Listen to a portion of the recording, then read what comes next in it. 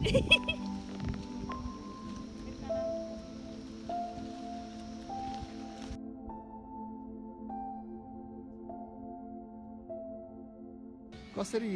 चियाको बारेमा थाहा पाउनु भयो तपाईँले हाम्रो? म अब पहिला मलासी गएको थियो, मलासीमा टुरिस्ट भिसामा गएको थियो, झेलमा परेर अब त्यही भएर आएर यहाँ आयो। 6 महिनामा बल्ली मुसुले एउटा मनाङ्गीले यहाँ उतारेर ल्यायो। त्यसलेदेखि म अब कहीँ पनि जान्न, यहाँसम्म 1 लाखमा एउटा बारी बेच्छु, अब यो ऋण तिर्छु बस्छु भनेको त बाबुले जग्गा बेच्नु पाएन। फेरि कतार गएर त्यो कतारमा कम्पनीमा चाहिँ 52 सालमा सुरु भएको 1000 बिरुवालाई यो 5 रोपनीमा पहिला सुरु गरेको जग्गामा 1000 बिरुवा पैसा नभएर एउटा थारा भैँसी 5000मा बेचेर 1000 बिरुवा त्यहाँदेखि सुरु गरेको। फेरि एउटा भैँसी फेरि बेचेर थारा भैँसी बेचेर फेरि धानगुरामा मैले 18000 बिरुवा डाला बोक्नु गयो।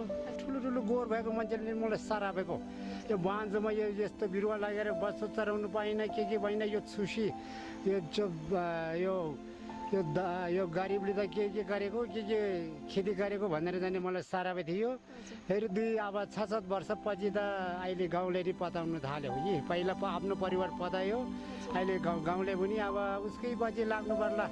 हाम्रो अब केही नहुने लेखमा जुन हामीलाई जानकारी दिनुभयो त्योबाट चाहिँ धेरै अब के भन्छ उनीहरूलाई सहयोग पुग्नेछ हामीलाई विश्वास छ है। धन्यवाद, धन्यवाद। तपाईँहरूलाई पनि म धन्यवाद दिन चाहन्छु।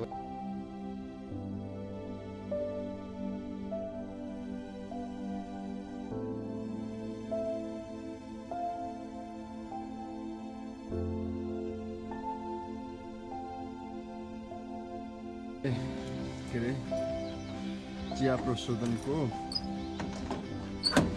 तपाईँको फ्याक्ट्री होइन त? फ्याक्ट्री हो। अनि तपाईँले बगान ल्याउने ल्याउने बित्तिकै चिया यसरी अब यो जाली छ, यो पानीहरू सबै छान्नुहोस् भनेर अनि यहाँ बनाएर गर्छौँ। त्यसपछि यहाँबाट हाम्रो यहाँ चाहिँ खेरुङ बा अनि तपाईँको 5 जना छोराहरूमा 4 जना यहाँ छ। तपाईँले खेती गर्दाखेरि छोराहरूले पछि त साथ दिए नि? त्यही हो सर, पहिले उनीहरू सबै श्रीमानले त आएर खेतमा कहाँको चाहिँ चियाको रुख रोपेको तपाईँलाई कस्तो लाग्यो नि त्यतिखेर सुरुमा? सुरुमा त मलाई धेरै रिस आयो। यो पत्ता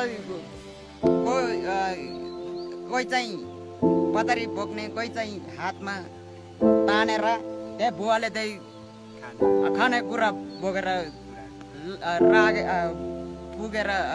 पुगेको। फेरि दुःख भयो, बुढाले बिस्तारै आयो। कसैले नगरेको खेती है?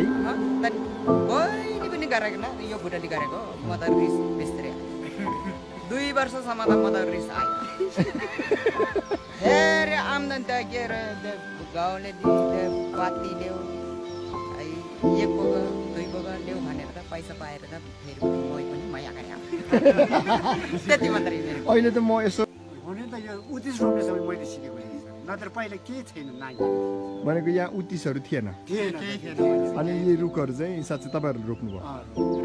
ठाउँै छैन, सबैले योलाई गाली गरेको छ। उत्तिस रोप्ने रुख रोपेर यो सिकेर आएको भने त योलाई गाली कति गर्यो। पैसा आयो भने जम्मा गर्ने? पैसा त खोइ आफ्नो जेबमा हाल्छ। मेरो आमाले दिँदैन के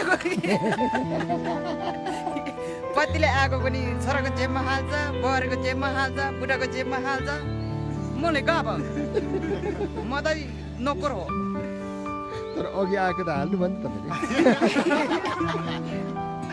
यार आमाको बेरमा पैसा पायो भने आमा पैसा एकछिन देऊ त भन्छ, फेरि मागेर लाइन्छ लाने फेरि दिने भनेपछि एकछिन आएर चाहिँ बस्छ, त्यसपछि फेरि गइहाल्छ।